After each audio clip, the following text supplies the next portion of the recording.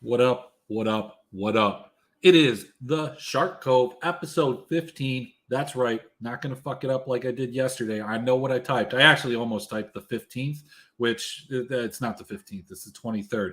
Nevertheless, we gave you Teddy yesterday. What do we got today? We've got the defending, the reigning LCS comeback champion. I don't know why he's so happy about this, but let's give him a round of applause. Let's bring him in here. Let's bring in Mr. Moose.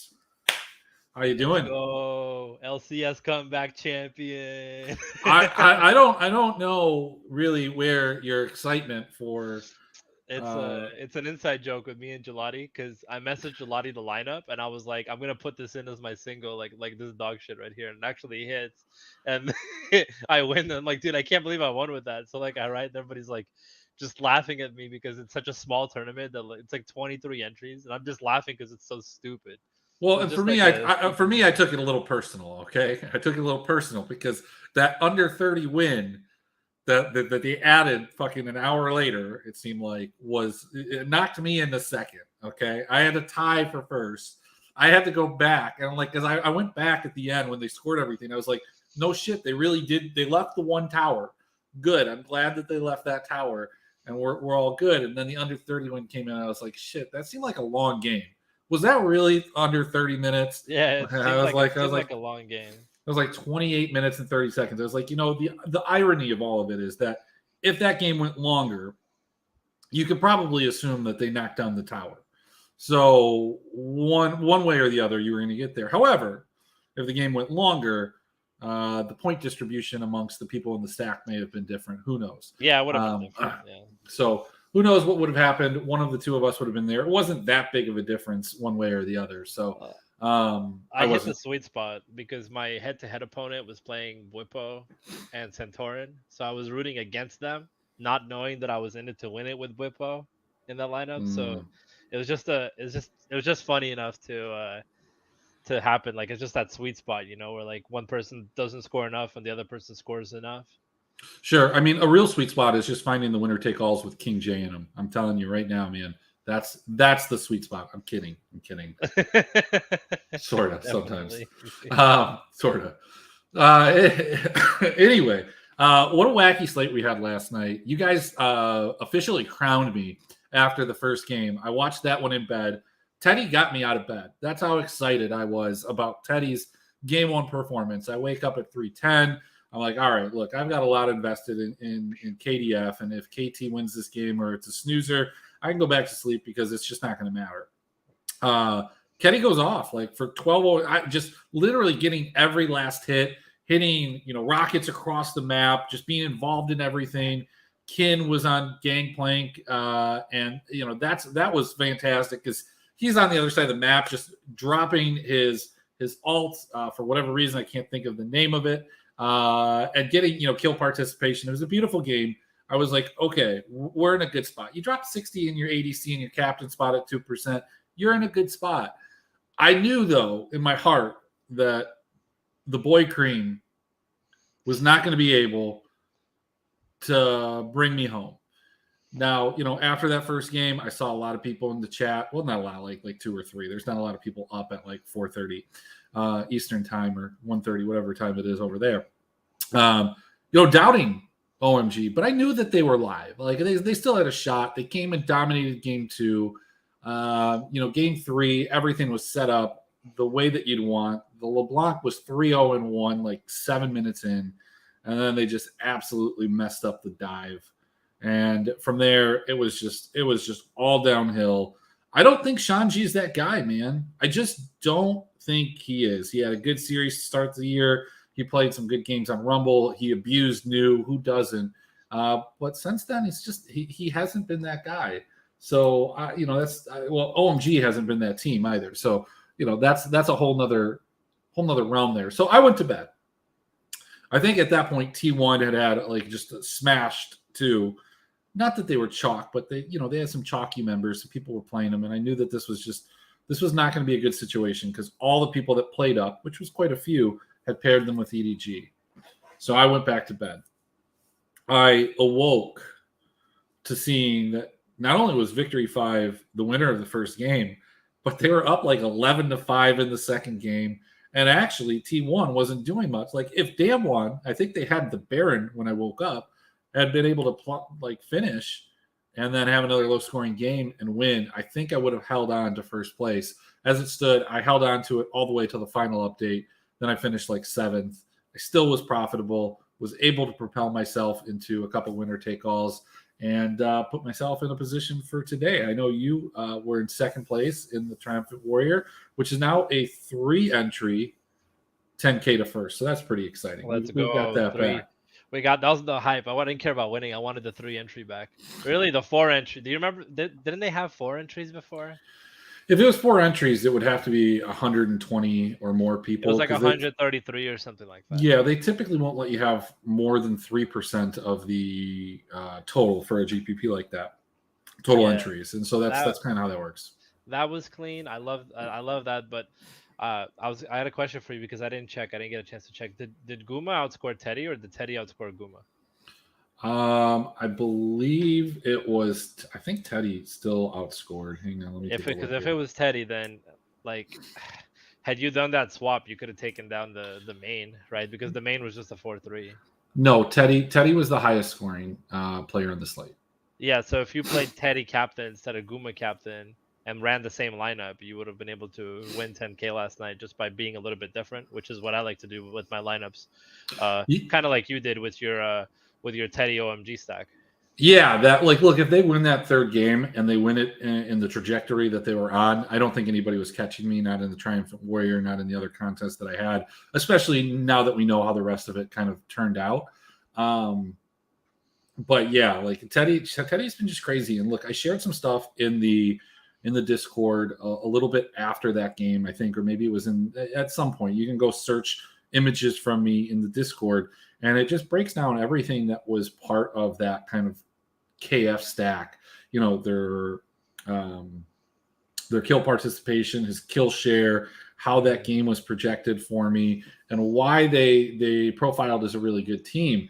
Hoyt out-projected, what I anticipated. He kind of when I look at the projections for that team, basically they all did almost exactly what I thought they did.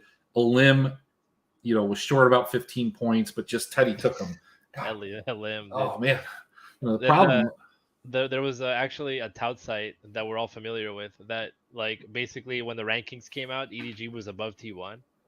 And the tout side person wrote like, "Oh, EDG is the best team. All these T1 people are losers. They're all crying. EDG is the best." And then I was thinking to myself, like, man, I got this feeling like V5 wins tonight, dude.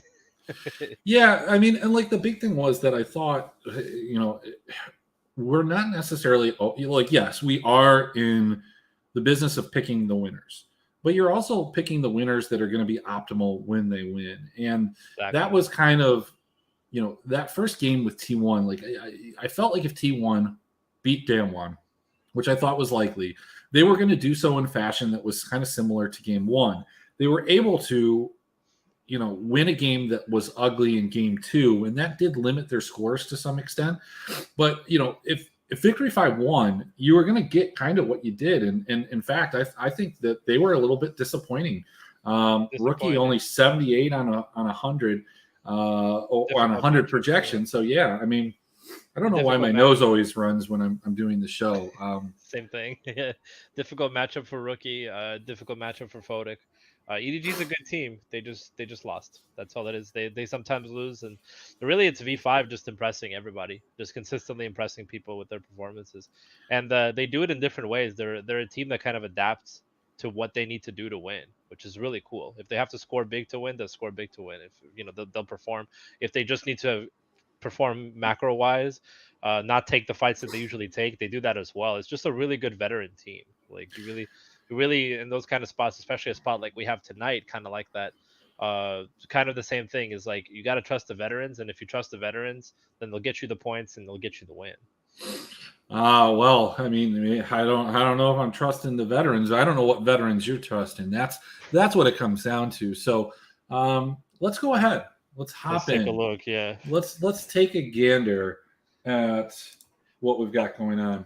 Oh, also LS is back, and he was streaming yesterday, and he's streaming. I hope he streams tonight, but he was streaming yesterday. It was a blast. It's a blast watching. Yeah, I mean, like people that thought you were going to get more than what he said. Like, look, dude, the guy just doesn't work as a head coach within an organization. He's just can't work within the confines of an organization. And he probably assured them that things would be okay. They took a risk, and for whatever reason, it didn't work on both ends of it.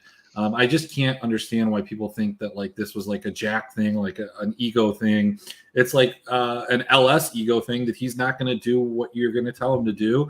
And I'm sure it was more than just upper management that had a problem with it. I'm sure the players did to some extent as well, because they don't, they were probably shocked by it in that first game, but they weren't, I don't know, man. But nevertheless, let's get into this. 3 a.m. midnight your time. We've got DRX playing Fred at Brion. Fred at Brion is a plus 180 underdog coming off of a couple really strong showings, a couple wins, albeit against some weaker opponents. DRX is a team that started off really bad, have had some hiccups along the way, but looked really strong there for a while. Quite frankly, a minus 250 favorite seems a bit heavy for me, especially given, I don't know if you can see the colors that I've got in the ceiling. Green. It looks like it's Bro Day. Looks like it's a bro day. I think it's a bro day too.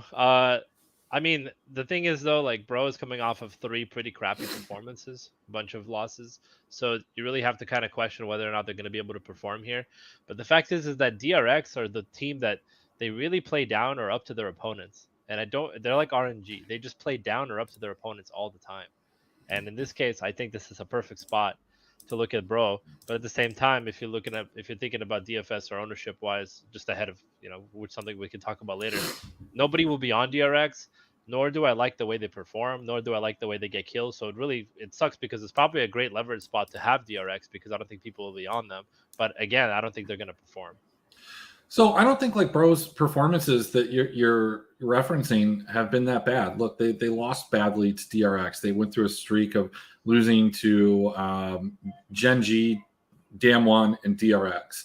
I don't think anybody blames them for losing 2 of those games, and they weren't necessarily blown out in any of those. They certainly were not in the Damwon game, despite how close it was, but they weren't just just absolutely dumpstered. Then they go beat a KF team who has looked really good. This was right when they were kind of finding their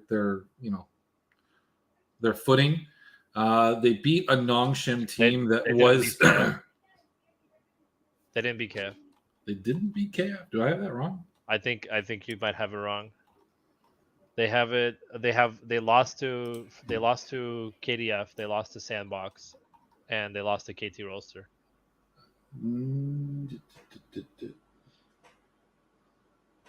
No, they did lose to but they were 1-1 against KDF this year. They beat them. Oh, before. Before, yeah. Oh, you're talking about before. They had a 2-0. Hang on here. They lost a 2-1. The last match they played was they lost a 2-1, and then they lost a 2-1, and then they lost a 2-1. They did win a 2-0 against them in week 3 though. So I think this is kind of thrown around. Nevertheless, look, here's the thing. They haven't been behind in any of these games. This is a team that maybe I have something that's not on here. I obviously don't have the other KF game. But this is a team that I think they're live tonight. I think they're a great GPP. My concern is definitely how many people want to go to them. We'll talk about that. But plus 180, I think that's a little bit heavy. Probably going to take a bet there. Not really interested in the plus 1.5 or this minus 1.5, and certainly not looking at a minus 250 for DRX. Why do you not like the plus 1.5? At minus 175? Yeah. Yeah, I think it's free. I don't know. It seems kind of free. It's one of those situations where I feel like it's if Bro comes to play and they can win, I think that they do win the series. I think they either get 2 wins or they get 0. I guess that's kind of the concept that I have. Well, DRX did 2 of them before, but I mean it was a different Bro back then, so I don't know. I feel like Bro's getting better as the season goes on, but this whole like Morgan Sword thing is really really messing the vibe up. and it's really ruining the top side of the map for them. And Well, I think in the last game that they stuck with Morgan, though. I think that he played the entire series. There was no like switch in game 2. So, yeah, and GPP wise, what are you thinking? Like, do you think that you just drop the lava henna in here, or do you like the participation of as well? Yeah, I think you have to go with the 4 stack. I think that's the big way that you differentiate. If you do think that this team is going to be a popular, like a small stack, and they're a team that's going to be played in GPPs, I feel like they're a team where you're going to play like Kenna, you're going to play Lava, you're going to play the team slot. Maybe you go ahead and play Delight. I think all 3 of those guys are your prime targets, and if you're going like with a 3-3, I like that too.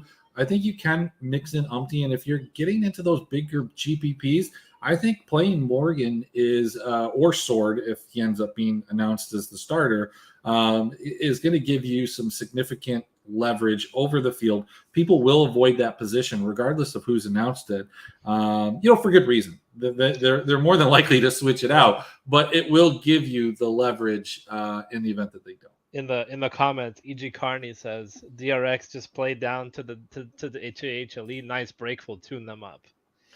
Yeah, I mean, whatever you want to tell yourself, Elliot. I mean, like, I feel like you create these narratives, and it's okay. I do it too. Love them. I love the narratives. But when it comes to the LCK narratives, you're not as strong as creating them as you are in some of the other ones.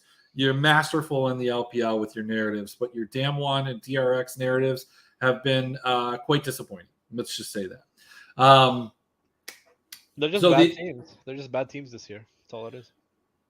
So the next series that we have to talk about is not on the board. It's going to be HLE and Sandbox. It's not on the board because we have COVID concerns. CMD is out. The coaches are out for HLE. Sandbox and HLE is not particularly a spot that I'm looking at in cash.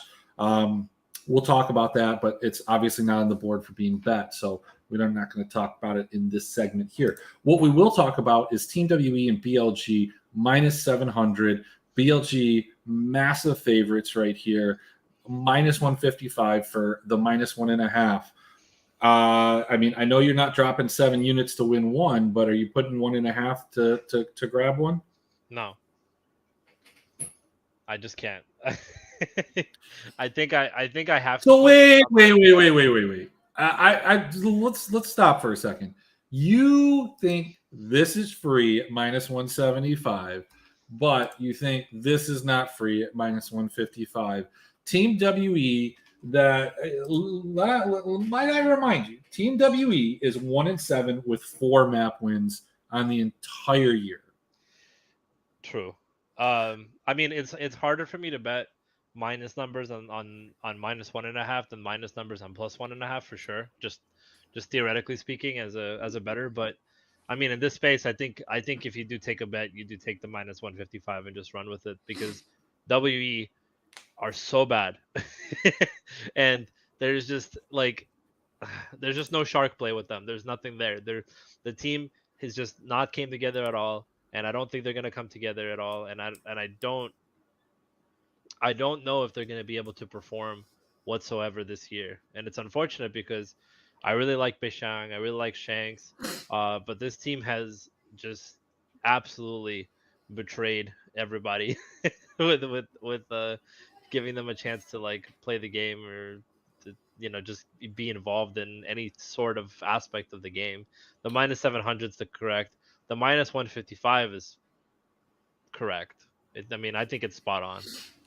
So look, when it comes to this series, I almost want I don't like the overs either. I don't like the overs at all. Look, we're in this really weird spot in that, this is the time frame where there is no basketball. It comes back tomorrow. There's golf tomorrow.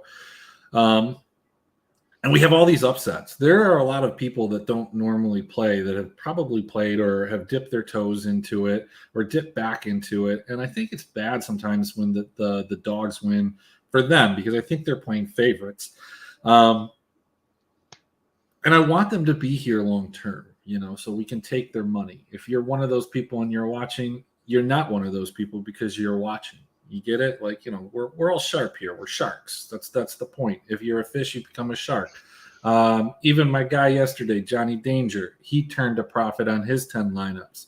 And I will tell you that that is not always the case when he is playing any type of DFS. He is a Ghost Rider cooler level, a prime cooler level of of player. And so he had a couple wins yesterday. He was profitable by a hair. Played a lot of damn one.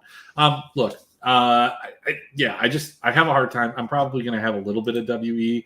I don't know where I'm going to have WE. Probably not going to have it in the 333. I don't think that they win. I think BLG wins. I've heard people say that they're not playing BLG in cash at minus 700. You're absolutely insane. We'll look at the pricing on it, but you're absolutely insane if you're not playing BLG in cash at minus 700, given the slate that we have. I don't know what else he would play in cash. This is the only thing that I have for cash. Well, I think what some people are going to do is they're going to take the side in this next game, this LNG Weibo game. They're probably I feel like a lot of people are going to go to LNG. I don't actually know the pricing difference between the two, but I feel like the common feeling is that LNG has Doinby, and as a result, I feel like people are going to go to them. No, they're higher priced. They're harder to fit. They're coming off a loss, and WBG looks better. I think WBG. Bro, it doesn't matter. It doesn't matter what the price is. People life finds a way, bro. Like I said this yesterday, they find a way to play them. OMG, super expensive. People found a way to play them. They weren't the highest owned, but they were there. People will play LNG. I think LNG finds a way to be optimal, like time in and time out. Talking about this series, I think Weibo wins. I am backing Weibo. I think that they're the better play. I think you have to get a little creative. I think the way to play, I mean, like, it's tough because if you are playing them with like a bro, for an example, you got to make a decision. Are you playing the shy, who you know will play, but sometimes just is out in his own world? Where you're playing Morgan, who's sometimes out in his own world, sometimes on the bench, lots of times playing Gragas. It's tough. You play the shy, but still, yeah. I mean, I feel like because of the pricing, the way the pricing is tonight, which you'll see yourself, I think people will be significantly more on Weibo. Well, I won't see too much because Fantasy Labs, for some reason, has this vendetta against Weibo. They don't want to put Weibo in the. Well, you can pull up just regular DK and we can make some lineups just to show you. But I mean, they just fit way easier. You can fit anything you want. And again, like WBG is coming off of some big wins, small losses. I mean, I don't even remember the last time they lost. The only thing with that is that LNG does have a very low amount of deaths per loss. They have like a 15 deaths per loss or something like that. But they've only lost 6 games this year, so it's tough to really gauge that. And on a slate as dry as this one, that's probably good enough. Yeah, look, and when you look at those games and you look at their profile, you don't have a ton of games where they lost. I don't think I have their most recent series loss here, but prior to that, when they did lose 17, 18, 24, 26, they were giving up some deaths. That RNG series, it was recent. Let me pull that up. It was nice. It wasn't anything special. Let's see, where was it? I got it right here.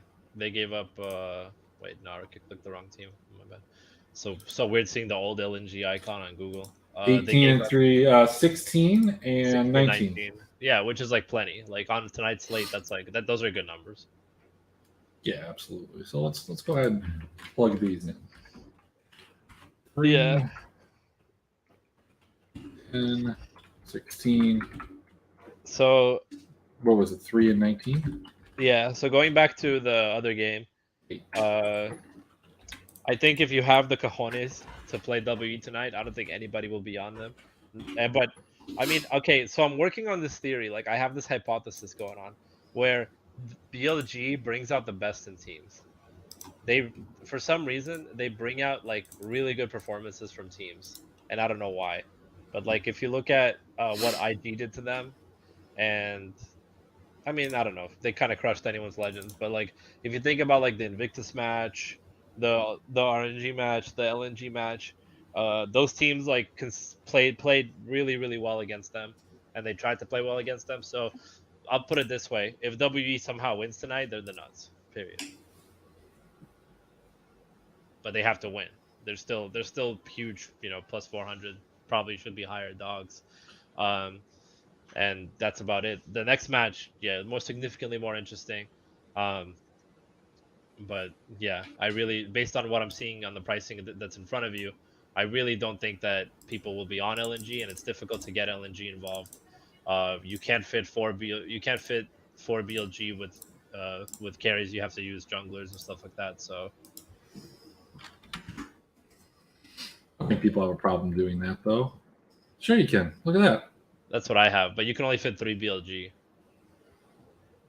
Yeah, I think people will still play this. This is going to be a popular lineup. Probably not. That's the only lineup. That's the only lineup you can fit BLG LNG with three carries. Is that lineup right there? So if you go back and like, you can do 4 BLG with Okay. with Weiwei or You could do this. Oh, are we really doing this? Thank you. Let's take out Iwandi. Let's take a look here. yeah, still no. You're still looking at 3 BLG players no matter what if you're playing LNG. Yeah, I mean, I'm not talking about cash. I'm talking about like I think for cash this is fine too. But like, I think all of these lineups are going to be significantly overowned. How do you get different if you are playing them, or how do you get those carries? I think we have to go to the team slots, and I think people will take stabs at a couple of these different ones, like whether it's Bro. Let's take a look. Who's cheaper? People are going to take shots at these two. Look, you're gonna. Those two, yeah. Yeah. People are gonna play sandbox. They're gonna play Bro. They're gonna use those team one-offs, or maybe you do something where you get like these guys have like you could play a Kale or Delight instead of playing like a Live Mo or Chris. People don't like Chris. They don't like Live Mo. So you could do something like that. You could grab this. People don't like the shot. Or Sophom.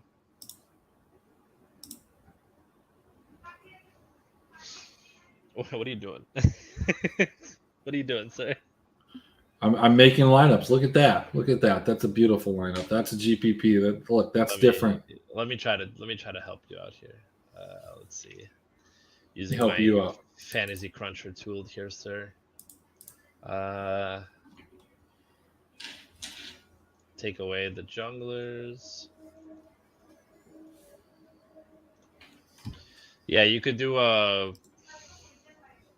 yeah, you still can't fit 4. Even with Bro, you still can't fit 4 BLG. If you use the Bro team, you still can't fit 4 BLG. So getting 4 BLG in the GPP tonight is going to be like really difficult, and people are going to be going down to those teams to try to fit it. Yeah, I mean, look, you do it like this, right? This is how you do it. I don't know. I like that lineup. I like that a lot, actually. I don't need the 4. I like the 3. Well, you know what? When I lock these 2. Yeah, I get to give them back to you. Here you go. Look, man, I can still do it. Like, look, I'll go here. I'll pop over here. I'll grab myself a little bit of Doggo. I'll grab myself a little bit of Henna, and then boom, 4.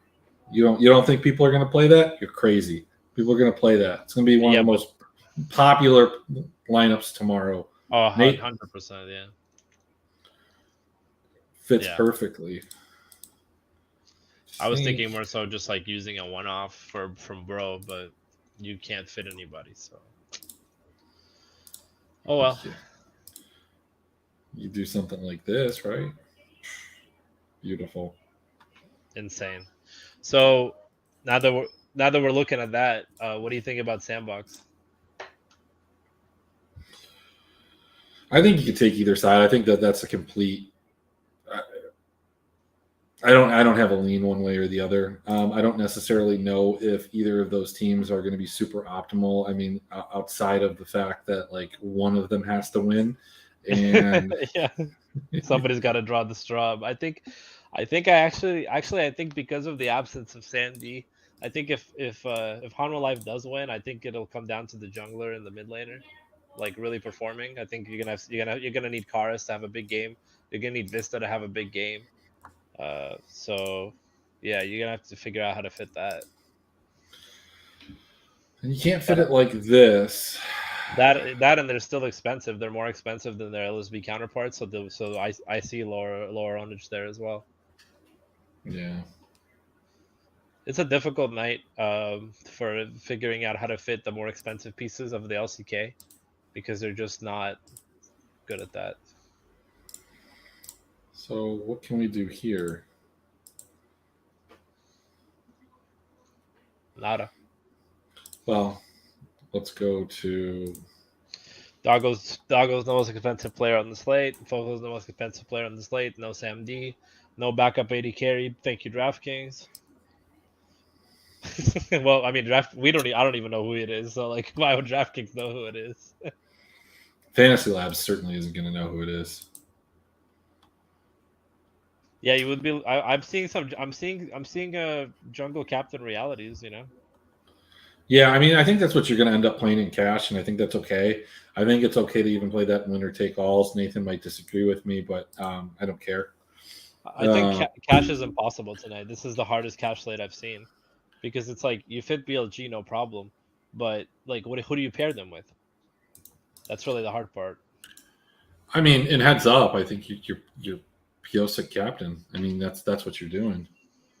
Yeah, so you're doing DRXY because They're DRXY. minus 250, and if you're in heads, look, if you're in head to heads, that's what you're doing. Like you're playing Right, the. but should they really be minus 250 or should the Bowen be like minus 170?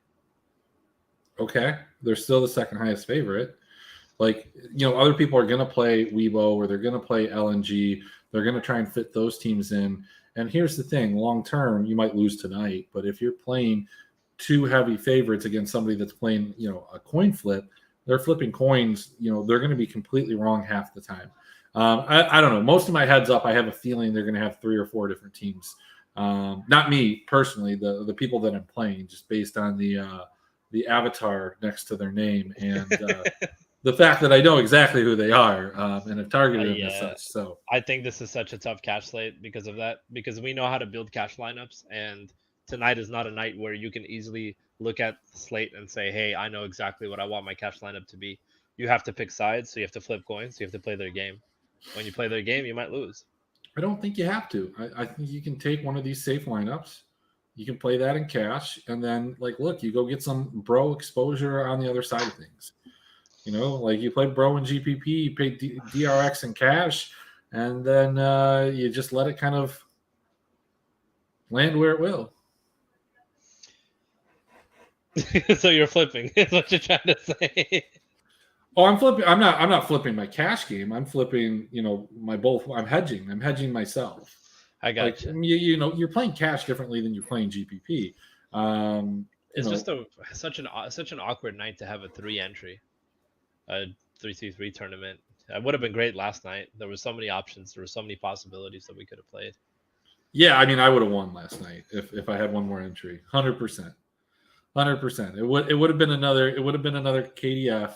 You would have played that double LCK stack. I would. I played it. I played it a lot in the smaller ones. Yeah, I probably Double would have. LCK chat stack. I talked about this literally. I think it was a week ago. I talked about this where I said that the LPL lines will go down at one point and the LCK double LCK will start being optimal. And we finally reached that point where you can legitimately consider all 4 teams that are Well, winning. yeah. Look, it comes down to something though. When we're looking at the projections for the teams, it's. I mean, here we can even take a look at something. Let me find this from.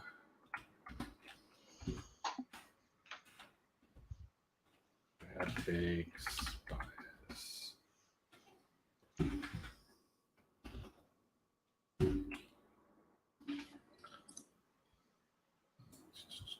Give me a second here and pull it up.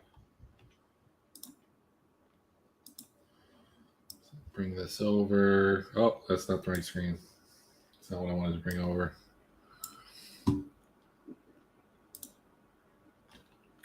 So when you're looking at some of these teams and you're looking at like what it can be, like, you know, if you look at what these guys have done recently, why does that even work? Like, so when it comes to KF, you can look at their last 4 series for Teddy specifically, 27, 99, 184. You know, that got my attention. Why does that happen? Because you look at this kind of number right here, and this doesn't make a lot of sense. They're not getting a ton of kills. But when you take a look at their kill share for Teddy, for Fate, both of these are pretty high. I mean, Fate's not super high, but what is high is his kill participation, you know, over 80%. Teddy, a 40% kill share with an 85% kill participation. Even, you know, Elim and Hoyt with high kill participations as well. Like, it made all the sense in the world to go to this. And sometimes I don't think people pay attention to that because they just automatically discredit the LCK as a league that's slow. It has that reputation. We talk about it. We just kind of poo-pooed it the other day when they were on Friday, rather, when we talked about, do you play double LCK? And I think that you do. You have to look at the underlying numbers. And I will tell you that the team that most closely profiles to that on tonight's slate is going to be Bro. When we look at kind of high KP, when we look at kind of what they've got going on here, and I know you can't see this, I'm not going to blow this one up, but DRX, I mean, they actually have pretty low kill participation on the top half of the map. Deft has a lot, and he has a huge kill share, so he is a good piece of that that offense, I guess. But when you're looking at Bro, they're all 70, like somewhere between 75 to 77. I have them normalized at 75, Umpty 64, and both Lava and Henna have like north of 30 kill shares. So like that team profiles that way. When it comes to HLE and LSB, it's kind of similar, but it's a little bit more distributed. So it's harder to pinpoint who it's going to necessarily be. Like on LSB, I think playing Dove is you know, absolutely important, but you know, not essential because he's a top laner. But you can consider him more than you can a guy like Dudu on the other side. I think that if you are playing HLE, Karis and Vista are like my 2 prime targets. Maybe I want nothing to do with On Fleek. I don't know about that new ADC. He would be my next stop. But like when it comes to Sandbox, you know, you could pick any of those guys. Dove is just abnormally stronger than most top laners in the LCK, at least in terms of some of his peripheral numbers, not necessarily his overall play. That makes sense. So LCK is back in play, boys. Moose, here's the thing, though. Are we going for the cookie too many times? Like I mean, this is the night. This is the night where I would definitely stray away from the cookie if I could. I don't know how I feel about these cookies that we're getting given, but not only that, but it's because today is such a weird slate, and it's so difficult to read it because you like we're talking about DRX and Cash, but when you look at P06's performance over the last like season, it just hasn't been good. Even in wins, the guy just doesn't score. It makes you not want to play him. So it's really difficult to kind of gauge where you want to go tonight, or if you're just taking risks tonight and flipping, which might be the case. But you know, I just don't see it being a high scoring night aside from BLG, and that's kind of the problem. Kevin, I don't even know how you have any money left because I know you just are adamant LCK hater, biggest hater, LCK hater, kind of probably in the world. And this has got to be a tough time for you. Just a real tough time for you. When you do play it, you don't even get it right. It's just feeling bad for you, man. What about a game stack? We got M. Bellman coming in tomorrow talking about game stacks, talking about LCK, LCS, LEC, LPL. All the leagues are on the table tomorrow. we're going to talk game stacks, but what about game stacks? Is there a game out of these 4 that you can see that fits that narrative? It is best of 3. It's harder to find them in that situation. Yeah, best of 3 game stacks are really difficult to find. If you want me to take a look at tomorrow, No. or just M Bellman will take a look for us. Let's have him do all the hard work. Absolutely. Let's talk tourneys. Why don't we just finish up with that? See what we can play. See what we can figure out. Unfortunately, Sure. you don't have WBG, which would kind of be like a really good tourney play. We can run through these teams, and instead of like building a lineup, we did that yesterday, but it was a little different. Let's instead like talk about these kind of these teams as a whole.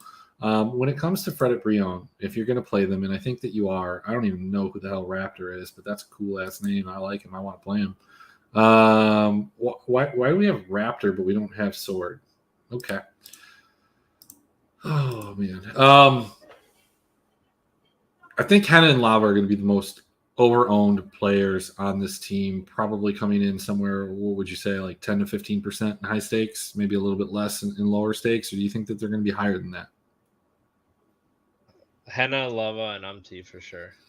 I think Umti out of that trio will be the most under-owned. I think Delight is certainly playable, and people just don't think about him. I am attracted to playing Morgan in large field GPPs in the $15 or any of those, just on the basis and hoping that they absolutely crush DRX. He stays in for both games or all 3 games, whatever the case is, and you're just going to get some massive leverage on him. So that's my thought process when building the or the Frederick Brion stacks, but I think I am leaning more towards playing them as the 4 stack and maybe even leaving Morgan out of it. Yeah, I don't like Morgan at all. I think that the droughtage of top laners has really been apparent this season more than any season before. And when Chads like Kingin are walking around that drop 80 points before on Bro, you're really difficult for me to look Morgan's way. Sure. So if you are playing DRX, where you look, I think it starts and ends with Deft. Like I want Deft. I don't think I want DRX as a large stack. DRX to me profiles more as a small stack, but if they are a large stack, that's okay.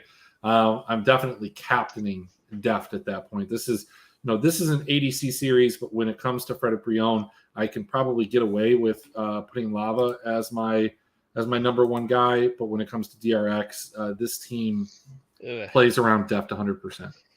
Yeah, I'm with you there. I really want to avoid Piosik because I just think he's getting cut next season. Like not next season, maybe next year, but I really don't think he had something, and I don't think he has it anymore. I think maybe the meta doesn't fit him. He can't just blind pick Kindred, and like it just really doesn't feel like he's performing at all. I don't know, man. I think Udyr's coming back. Udyr's coming back, dude. Udyr is coming back. Maybe. I think the way you really, because you can't fit DRX with BLG without using Piosik captain. So you either chat up and you use like a Kingen captain straight up with BLG, or you look towards one of our 50-50 teams, LNG or WBG with DRX, and you make your lineup like that. And I think that'll be the most interesting way to differentiate yourself tonight. Because a lot of people will just be staring, tunnel visioning BLG, and if you fade that game a little bit, perhaps you say, hey, W sucks so bad, OMG didn't score well against them, why would BLG score well against them? Wouldn't they just want to come in and clean house and go home? In that case, that kind of makes the other game more interesting. And if you could look towards LNG and WBG, those would be good stacks to include with DRX. So if you're playing WE, where are you looking? Where's your target? Who's your primary looking guy that you're looking for here? Shanks. Yeah, big Shanks in the Corki. They prioritize Corki for Shanks. You definitely want that. You have to get Hecarim to Beishan. You have to get him Hecarim. So that's the problem with WE right now, is they don't have enough comfort picks in their arsenal to win a game, and they need Hecarim. They need Jin. They need Beishang to play Jin or Hecarim, and they need Shanks to play Corki. Now, on top of that, they still have to pick AD carry. So assuming they get they get Stay to play one of the Aphelios Jinx matchups. It's not so bad. Bubu revenge game, of course, for BLG, but uh, I mean, Kadaya has to probably play like Rakan or something to be good. So they just have. I just don't feel like they have enough comfort picks to really settle. But I think they will for sure 100% prioritize Shanks getting the Corki because that is their best chance of winning. Okay. BLG, are you entertaining captaining Fofo? Yeah, of course. I think Fofo's been playing a lot better recently. Probably just because he's in a better team. Sure. And he's just been improving. I don't know. He started off kind of shy, but I don't really feel like he was getting the champions he wanted to play, nor was he really having the kind of games he wanted to have. And the IG game, he blew up, just like destroying people in the mid lane, and he kind of gained a little bit of confidence since then. I think everybody and their mom will be a doggo captain tonight with like some sort of a uh, uh, dog play wherever that is, bro, WBG. So do you think people are going to go to Doggo, or do you think his ownership stays depressed from like a sub risk factor, despite the fact that he played the entire last series? No, I don't think there's any more sub risk. I think the Uzi thing was literally just like a Tuesday night show match type of deal. Like I think literally it almost makes me feel like Uzi like taps the coach and he's like, "Hey, if Doggo like doesn't play this game well, like can I hop in for this series? Because like I really want to mess up IG or something like that." Like that's literally what it felt like to me. Got it. LNG Weibo, it sounds like you, not just for pricing reasons, but because you think that they're going to win, you are on LNG or No, the Weibo rather. like my heart says WBG win this game, but my brain says that LNG will be lower owned, higher priced, are still a good team, and if they win, they're optimal because Light just finds a way to score 90. Look, dude, they've been optimal on every fucking slate. It doesn't matter what they score. Like people just like don't score. Like, okay, hey, LNG scored like 60, and you're like, oh, there's no way they're optimal, and everybody else scores 50. It's the weirdest thing. Obviously, if they lose, that's not going to be the case. I feel like while I'll have shares of LNG, I think Weibo just absolutely runs this. I think that they're playing better than anybody else, and I think that they're the best team in the LPL right now, right here today. Damn. Will that be the case in 2 weeks? Will that be the case in 1 month?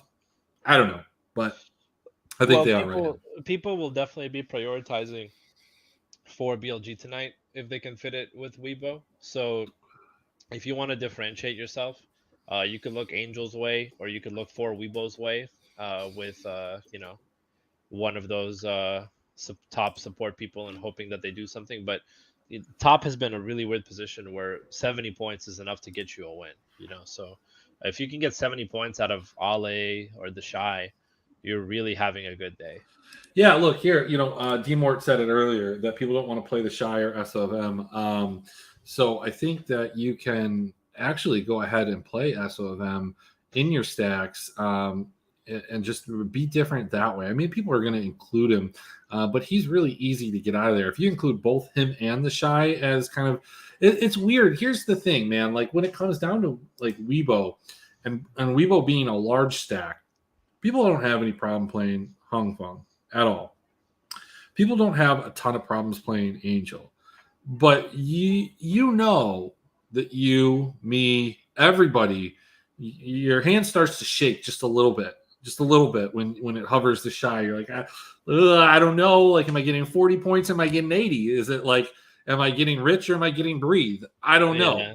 And then you get to SOFM and you're like, oh my God, is he going to carry on Viego or is he going to play Jarvan and just int? Or is he just going to have like 2 kill participation and somehow all of his lanes win and he just doesn't do anything? And then you get to on. and then you get to on. And your hand is still shaking and you're like, yo, is this dude going to play Nautilus? Is he just going to run it down? Or is he going to be Rakan and is he going to run them down? Like, His best performance ever was on Alistar. If he can play Alistar, he'll be good. God, well, please, like I don't get why we've just seen him just like jettison to the top of priority. Again. Why? Because he's Nautilus. he's literally just the worst Nautilus. Yeah, well, look, okay. Nevertheless, so I think that makes people want to play Weibo small stacks, or maybe it makes you want to play Weibo small stack. Maybe like you play Weibo small stack with Brion, and then you don't even have to worry about some of those things.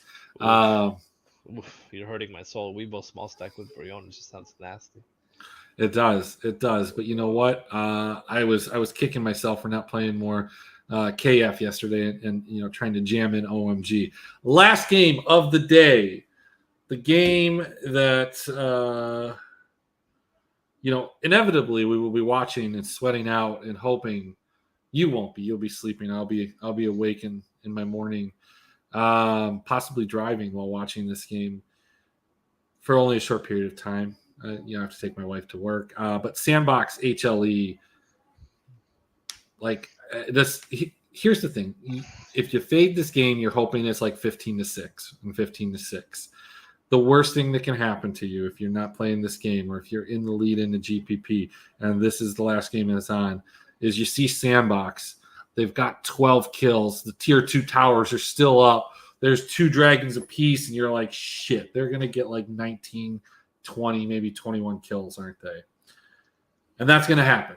It could happen. It might happen. It will happen if you're in first place in the GPP trying to hold on.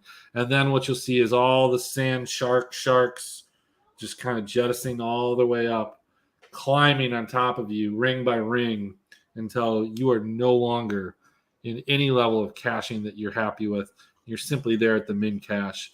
And all the people that decided to play ice, all the people that decided to play closer, watch that man close in on a GPP title for some people. This is definitely a Nate play. Sandbox is definitely a Nate play tonight. I feel like he's a full-on Nate, the Sandy boy tonight. I think HLE are a better team. Like, I just think they're a better team. They know who they are. They have it figured out. They won't have their AD carry. But how much does that matter if he's just going to be farming on Aphelios? Like, how much does that really matter? Look, hey, let's talk about it. And I know that some people have brought up like it's the easiest spot to integrate. That doesn't mean it's an easy spot to integrate. It means it's the easiest spot to integrate. How much did it matter when Bean stepped in for upset? All he was doing was farming on misfortune, right? That didn't work out so well in Worlds. But they're also missing their coaches. They're missing the heart and soul of that team, Willer, who's, you know, obviously not playing, but that boy Willer, dude, the guy's a beast. So look, I don't know. I think that there is an impact there. Don't overthink this. I think this is the perfect Kara smash spot. This is, if this game turns into a fiesta, which it has a high chance of going into a fiesta, because of all the changes we're seeing, and because of all the you know, you could have this AD carry just be completely out of position on a fight, even though HLE is up, and it causes a fiesta. You do know that this HLE ADC comes from a challenger team that's currently ranked dead last in the league, right?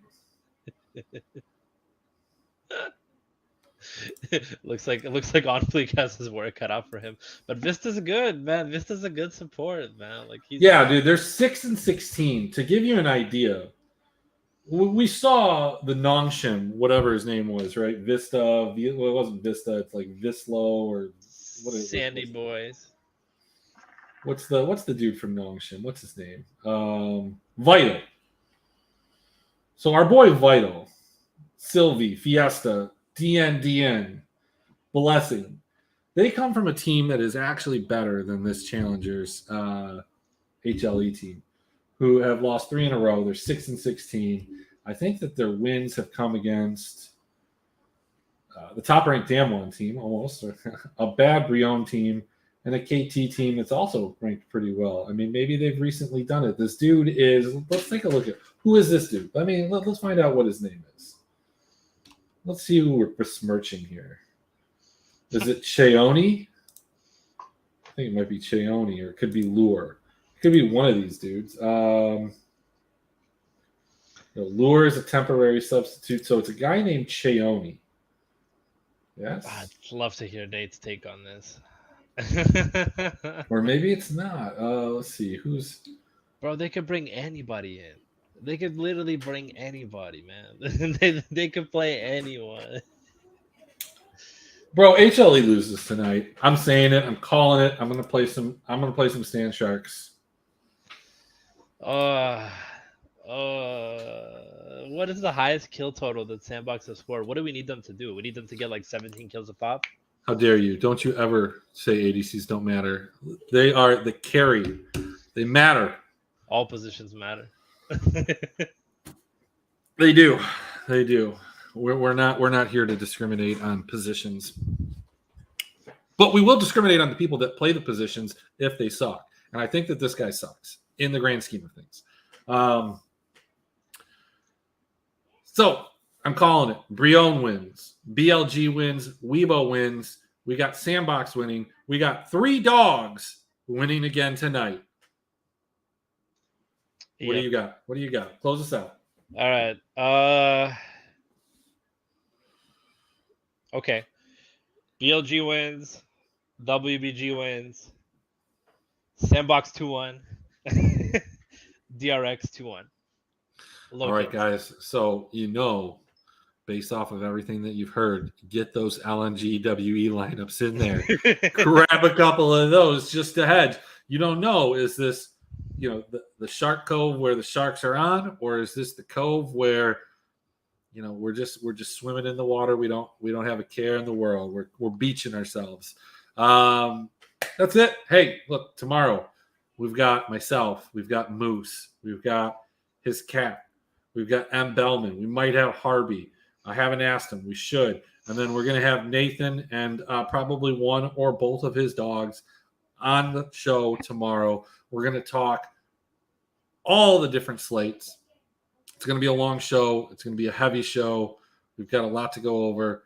We'll see you here between 8:30, 8:45, somewhere in that window. Thanks for watching. Again, if you haven't subscribed to the YouTube channel, like the video. I appreciate you doing that. If you want to send a donation too, that would be wonderful. Production doesn't pay for itself, but go win a GPP. We'll see you tomorrow.